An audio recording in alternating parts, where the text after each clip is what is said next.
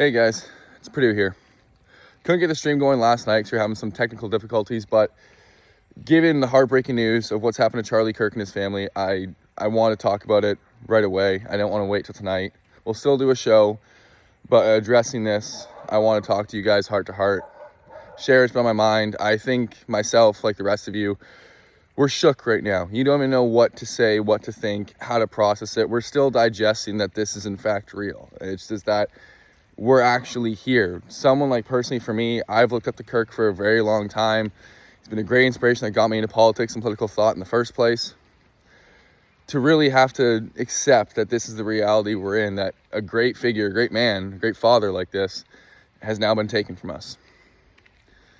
It's hard to process and deal with, but what I want to do and take the next few minutes to explain is, first of all, obviously pay tribute and homage to what Charlie's done through his career, his life, his legacy. I want to share how he's impacted me to get me to where I'm at, to be able to have this conversation with you guys now.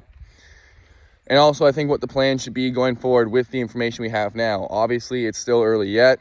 We don't even know who the shooter is and details around that. So we can't get too caught up in conspiracy theories, because that will lead us to a road of nowhere, and at least nowhere good. And so we have to wait till we have more information to get real deep on speculative things like that. But we can work with what we know so far. And what we do know, I'll share like my personal tidbit here, is when COVID first hit, I was coming to high school, and it was a drastic change for me. I had all my ambitions put into scholarships to go for an athletic career and go in that endeavor. And unfortunately, COVID took it all away from me. So I was left in a weird, confusing state. I didn't know what was going on. I didn't know what to do. I knew I was going to be going to university still, but I was still figuring out my way. And it's through going online, doing my own little bit of research and wanting to explore. I was always interested in political thought, but I wasn't politically aware or knowledgeable yet. I was always interested in those discussions, but I didn't really have a good access to information and what was going on in the world. And Charlie Kirk genuinely is one of the first people I found to help explain it all, to get me involved in thinking about political discourse a lot more often. And Charlie Kirk helped put me on the path that I'm on now, in a very direct way, where it's crazy to try and talk about and imagine. Through listening to Charlie Kirk and the different ideas he shared, he talked about someone who had a serious influence on him, an economist named Milton Friedman. And for those of you who don't know, Milton was a big economist back in the 1980s, and he wrote a very important book called Free to Choose, and went along with a series called Free to Choose of the same name. And so that book had a tremendous impact on me, just as it seemed to have had on Charlie, where it led him down a new road to see the world through an economic lens. We will see the world through this new perspective. And I had the exact same impact, that once I found this new path, this new way forward, I was like a dog in a bone. I wouldn't stop. I was relentless. And so that allowed me to be one of these challengers on the university campuses, people to debate back and forth, respectfully, of course, but to be able to debate with professors and TAs, let alone other students, and say that genuinely what I think you're teaching here is not right. This Marxist literature, this Marxist way of thinking, it's not the way, it's not the answer. And it gave me a new light, a new perspective on things that I otherwise would not have got. And it pushed me so far to the point that even my last year I was able to work on undergraduate thesis paper. I was able to do so many pieces of academic work from this perspective that would not have come if it wasn't for Charlie introducing me on this path. Like he showed me to walk so I could then run, if that makes sense, to now get me to here I am, to be able to do this show with you guys and discuss these things. So personally, regardless of anyone's political opinions or perspectives on whatever topic, in many ways, Charlie has had a seriously positive impact on my life, and I want to first of all say thank you to that. His legacy is something that should be respected. He is an American hero, and not only an American hero, he is a conservative hero, a hero for conservative thought and Western values and ideals. Charlie may not have gone to university himself, but he is a hero amongst academics. He has greatly inspired us, from going to these university campuses to all the way to Oxford, to one of the greatest schools in Western history. He was a champion of free speech, freedom of thought and idea, and he was able to conquer that and push it forward by taking it to the debate stage himself. He showed no fear and was relentless in being able to go up against other people and present these ideas.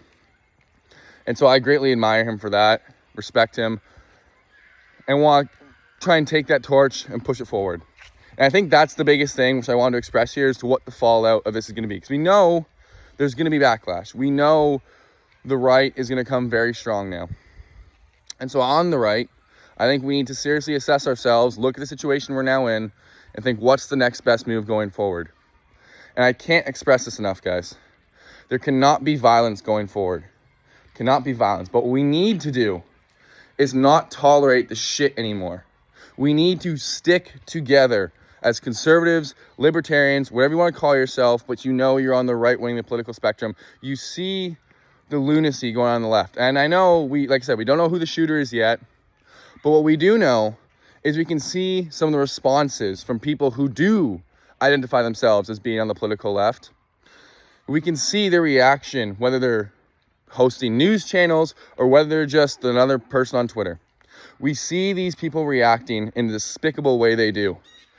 And know this is the kind of person that we're dealing with, unfortunately, that this ideology, it carries through. And I was going to talk about it on the show anyways, and that's what makes this so much more brought to home, is that these people who see themselves as left-leaning, they genuinely believe, I can't express this enough, they genuinely believe they are holier than thou. They think of themselves as self-righteous to such a degree that they believe they are better than us, than you and I.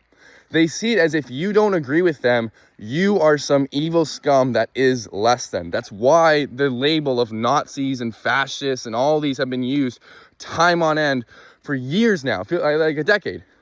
It's only built up. And in some ways, it's not surprising that we've got here. When you're going to call these people, when you're going to call people like us Nazis and fascists and say it with this serious intent, yeah, you're going to have lunatics take action like this. But we need to understand it's this leftist ideology that they genuinely see us as an enemy in this sort. That because we disagree with them politically, we are less than. That's really what it boils down to. And they'll present it from this angle of, no, but we care about the worker. We care about these minorities. We care about said group, insert here. But they don't.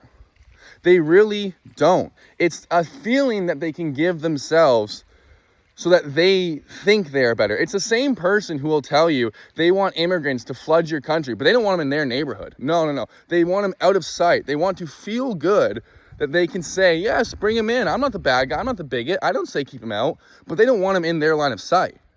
That's the difference. That's what we're dealing with here. And so I think what the response from us on the right needs to be is one of professionalism, but unrelenting. We need to suffer no fools. When it comes to these issues now, because I genuinely believe for most of us on the right, it is a silent majority that too many of us in our day-to-day lives are just scared to speak our minds earnestly on these topics. That's the problem here. The problem is when you're in your day-to-day at work and you hear whether it's LGBTQ, immigration, Black Lives Matter, Indian residential schools, take your pick of the litter. All these things we have been too quiet on for fear that if we speak our honest opinion, the backlash from HR and other people is going to be too much. And that's what needs to change. That is what has to come.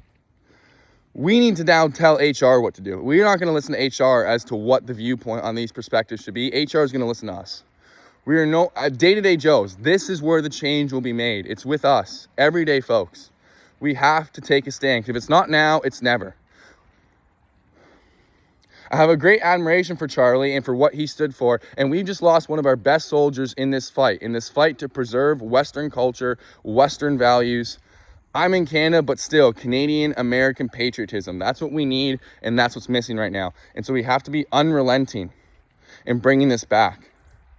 Whether it's pride in your history, pride in the presence, you need to take pride in your country and its heritage. It's what we need more than ever right now, guys. And so I think that needs to be the response. We need to unite. We can't allow these leftist lunatics, when they present themselves openly, to do this kind of nonsense. We can't allow them to take charge anymore and run rampant like they have been. We can't allow them to browbeat us into submission. it's going to go the opposite way now. The tides have to turn, and I think it's going to be a very strong turn of the tides.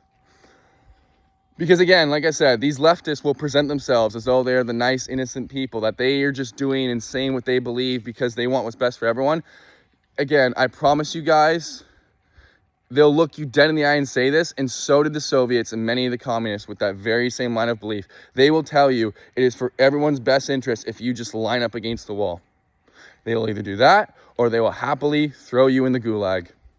Because, and we're going to discuss this further on the show tonight with a lot of, especially like climate policies and agendas, how is it being pushed.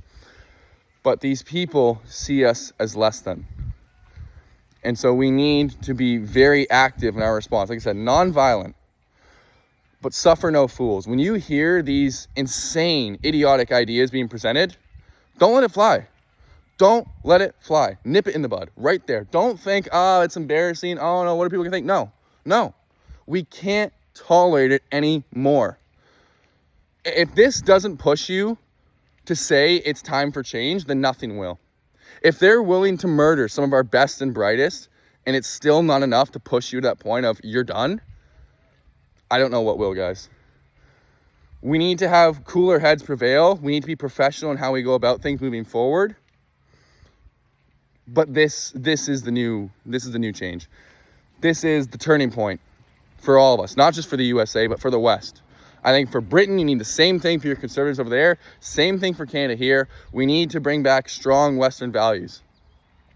And so to wrap this up, whatever you're going to do going forward, ask yourself, if you're trying to fight the good fight in this, would Charlie be proud?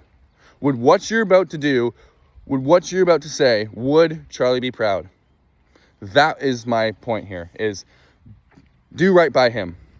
Have kids, have a family, praise God, serve your community, help others out, and live a good life. That's the message here today. And I think that's the biggest thing we can do now. Knowing we're in the situation we're in, we have to take the torch that Charlie has given us and move it forward. We will take the flag, we will push the front line, because we're basically at war here, guys. It is an intellectual war that has now escalated into unfortunately being a physical one. But like I said, we cannot respond with violence. We have to be professional in our combat. But I think this is where we're at. Thanks.